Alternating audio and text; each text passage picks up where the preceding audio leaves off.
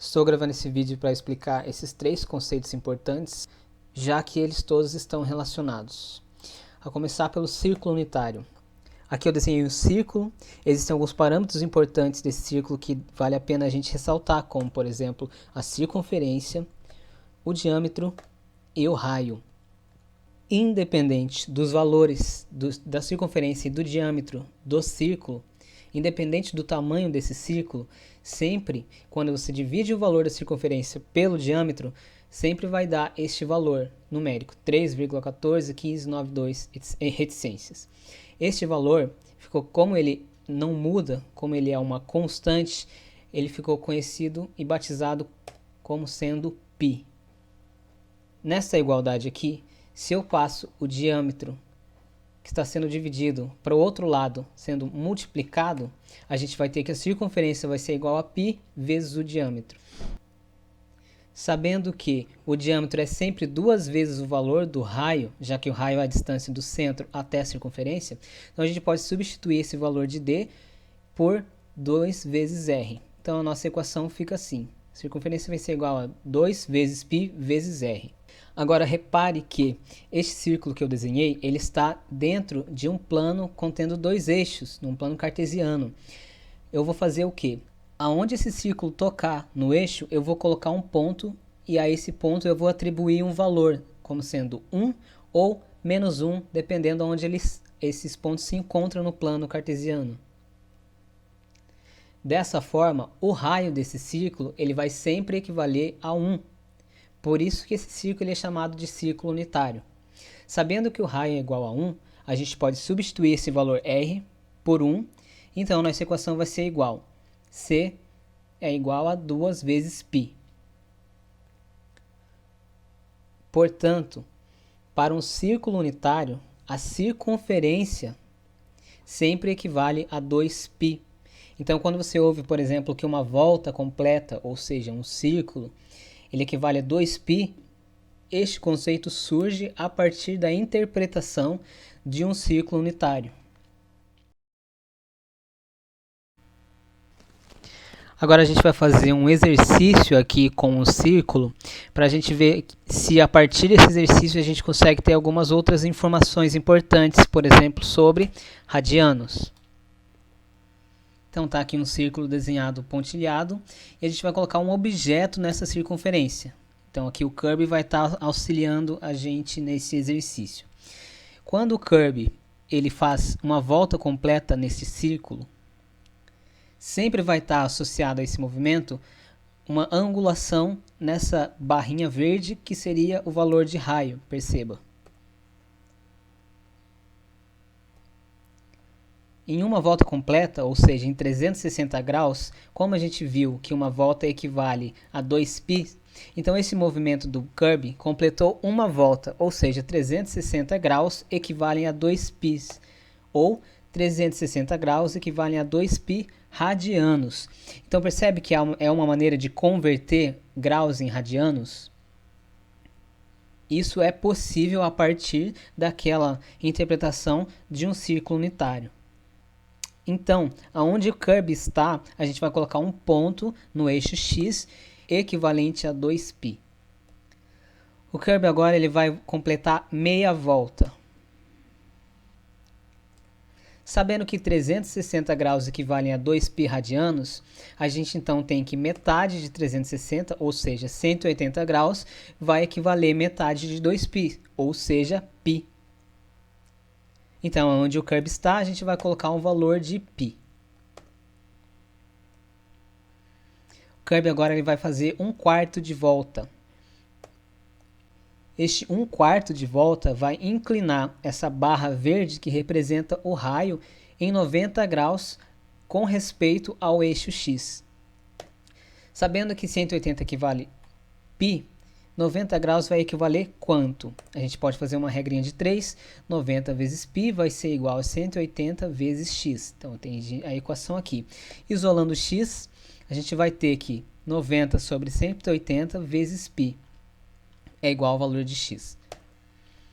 90 sobre 180 é a mesma coisa que 1 sobre 2 vezes π, então a gente tem que x é igual a π sobre 2. Aonde o curb está, a gente vai colocar um valor de π sobre 2, já que 90 graus equivalem a π sobre 2 radianos. Então vamos lá no curb,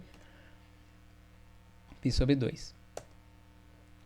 Se o curb fizer agora 3/4 de uma volta, resultando em um ângulo de 270 graus, fazendo essa conversão, essa regra de 3, a gente tem que 270 vai equivaler a 3π sobre 2.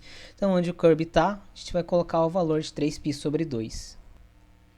Assim, para todo o lugar que o curb estiver em uma circunferência ou qualquer outro objeto ou um ponto, sempre vai ter atrelado a ele um valor em graus ou um valor em radiano. Aqui eu tenho uma tabela mostrando o valor em graus e quanto esses graus equivalem em radianos, ok? Então, radianos é uma medida, é uma unidade de medida que surge a partir da interpretação de um círculo unitário e você pode converter valores em graus em radianos. Esses valores em graus e em radianos são muito importantes para a gente entender as funções trigonométricas, sobretudo a que eu vou explicar em seguinte, as funções seno e cosseno.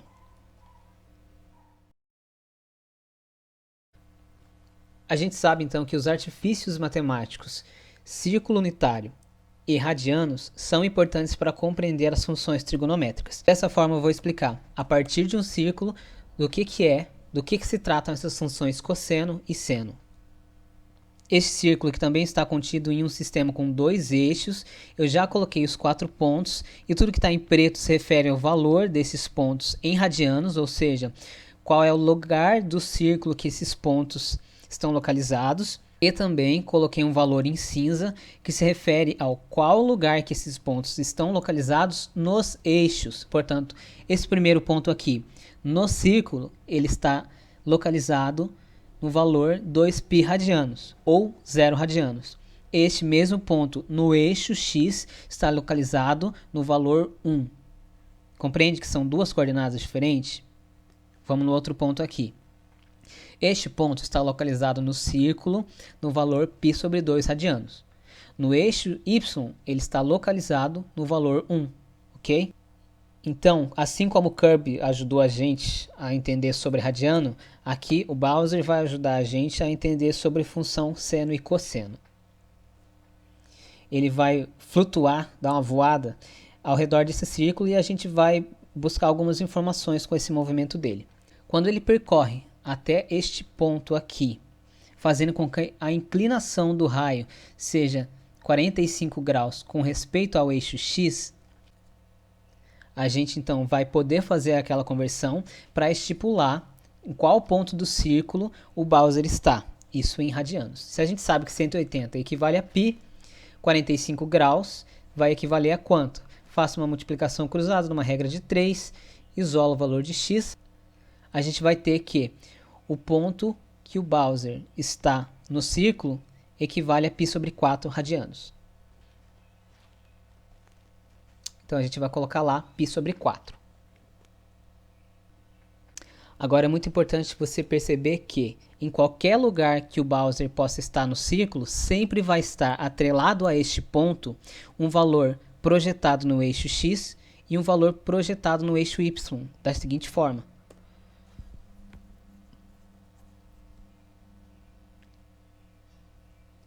Portanto, quando o Bowser possui um valor em radiano, neste caso é π sobre 4, as projeções nos eixos x e y possuem valores unitários. Ou melhor, sempre vai estar atribuído a essas projeções um valor da distância do centro até esses pontos. O valor da distância do centro até essa projeção no eixo x é chamado de cosseno. O valor do centro até o ponto da projeção no eixo y, a gente chama isso de seno. Então perceba aqui aonde surge a função cosseno e seno. Elas surgem a partir da projeção de um objeto que se encontra em um círculo unitário. Agora repare o que acontece com os valores de cosseno e seno quando o Bowser ele retorna aquele ponto inicial cujo valor não é mais π sobre 4 radianos, mas sim 0 ou 2π radianos.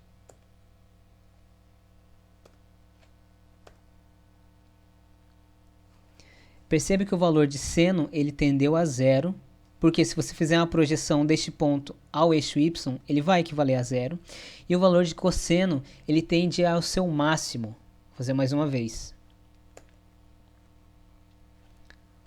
O máximo de um valor cosseno ou seno em um círculo unitário é sempre 1, como está marcado em cinza aqui, ó. Então, vamos dar uma olhada nesses parâmetros. O Bowser, neste ponto que ele está, ele tem um valor em graus, que é 0 ou 360 graus. Ele tem um valor em radianos, que é 0 ou 2π radianos. E o valor da função cosseno para este ponto que o Bowser está é igual a 1. E o valor da função seno para este ponto que o Bowser está é igual a 0. É importante a gente saber sobre círculo unitário, radianos e o que isso tem a ver com função seno e cosseno. Isso é importante, pois a gente pode se deparar com a seguinte situação. Se o Bowser, por exemplo, está com a princesa ali no topo da Torre Eiffel e o Mario não sabe muito bem se ele consegue chegar até lá, ele pode usar desses conceitos que a gente viu, como por exemplo do círculo unitário. A partir disso, ele pode traçar um triângulo retângulo, sabendo os graus e os valores aqui, por exemplo, da distância do Mario até o centro da Torre Eiffel. Ele consegue calcular todos esses valores atrelados a esse triângulo. E é daí que surge todas essas funções seno e cosseno, cateto oposto, cateto adjacente, da trigonometria que você tem estudado até agora.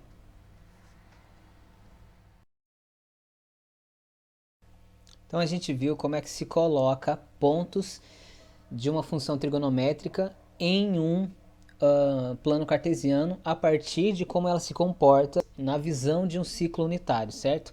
Então aqui existe esse programinha que mostra o cosseno, que é essa barra vermelha, e o que acontece com o cosseno quando o objeto ele muda de posição no círculo unitário. Quando ele vai, por exemplo, de 0 a π sobre 2, o cosseno zero, a gente consegue ver aqui. E o que acontece com o cosseno quando o objeto vai até π radianos? O cosseno ele atinge o seu valor mínimo. Portanto, o cosseno ele tem o seu valor máximo quando o objeto possui o seu valor em π radianos sendo igual a 0 ou 2π radianos.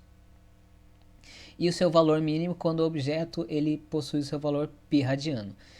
Independente de quantas voltas o objeto dá nesse círculo, o cosseno ele sempre vai ficar entre menos 1 e 1, percebe?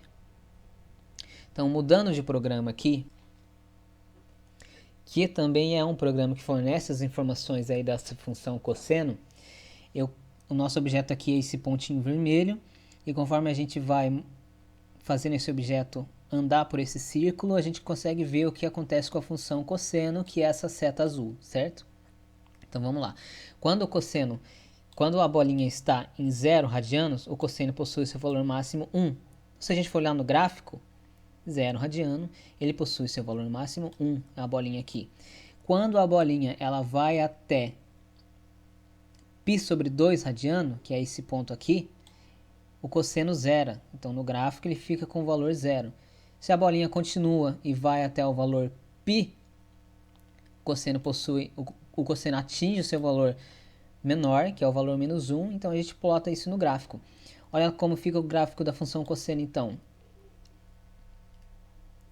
Variando os valores em radiano, e aí vale a pena notar que você não se limita a uma volta só, você pode dar quantas voltas quiser com o seu objeto, mas a partir dessas voltas você tem valores unitários diferentes, mas sempre entre menos 1 e 1, ok?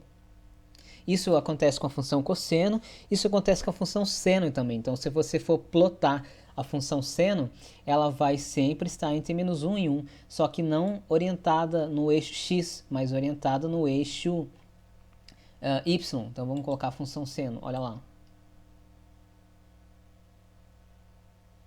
Percebe? Colocando os dois para você ver, olha lá.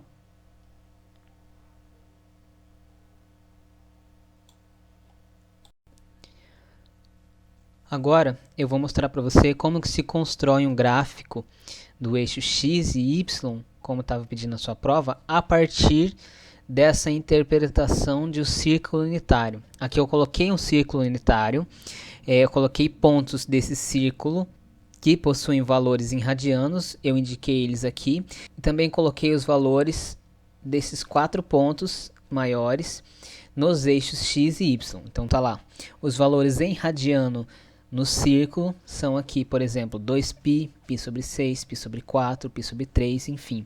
E os valores em unidade no eixo, aqui está 1, 1, menos 1 e menos 1, ok? A gente pode fazer uma transposição deste círculo num gráfico. Aqui eu coloquei um eixo x como sendo os valores em radiano e o eixo y como sendo os valores unitários, 1, 2, 3, por aí vai. E a gente vai ver o que acontece com esse gráfico quando a gente coloca um objeto neste círculo. Então, vou colocar o objeto no ponto 0. O ponto 0 no círculo é este e o ponto 0 no gráfico é este aqui. Quando este ponto azul ele transita, ele rotaciona até o valor em radianos π sobre 3, o mesmo objeto azul no plano cartesiano ele vai ser levado até o valor π sobre 3. Vou mais uma vez, olha lá. O que a gente sabe? A gente sabe também que para cada posição deste objeto no círculo, há uma projeção dele no eixo y, que se refere ao seno, e uma projeção dele no eixo x, que se refere ao cosseno. Então vamos dar uma olhada na função cosseno aqui. A gente tem uma função cosseno de x igual a y, e o valor de x que a gente escolheu para esse ponto agora é π sobre 3. π sobre 3 π sobre 3 vai equivaler a essa distância no eixo x, que se refere ao valor em cosseno. Este ponto aqui é o valor meio, portanto o cosseno de π sobre 3 equivale a meio. Quando a gente for plotar isso no gráfico, o valor de π sobre 3 ele vai a meio, mais ou menos aqui nessa região. Então vamos colocar o ponto lá, ok? Vamos fazer esse mesmo processo para outro ponto. Agora, ao invés de a gente levar a bolinha azul até π sobre 3, a gente vai levar a bolinha azul até π. Isso vai acontecer tanto no círculo unitário quanto nesse gráfico aqui. Então vamos ver o ponto aqui se movimentando até o ponto π. E a gente vai ver aqui no gráfico também esse mesmo ponto indo até o ponto π, olha lá. Ok. Cosseno deste ponto agora que a gente escolheu como sendo π, vale quanto? Ué, a gente sabe que o cosseno é a projeção no eixo x. No eixo x, do centro até este ponto agora, ele equivale a menos 1. Portanto, o cosseno de π é igual a menos 1. Então, a gente vai plotar lá no gráfico. Ele está no π, quanto que vale o cosseno de π? Menos 1. É mais ou menos aqui, né? Então, vamos colocar a bolinha lá. Então, com isso, a gente viu que quando o cosseno é π sobre 3, ele equivale a meio. A gente vai colocar no gráfico π sobre 3 equivale a meio. E o cosseno de π equivale a menos 1.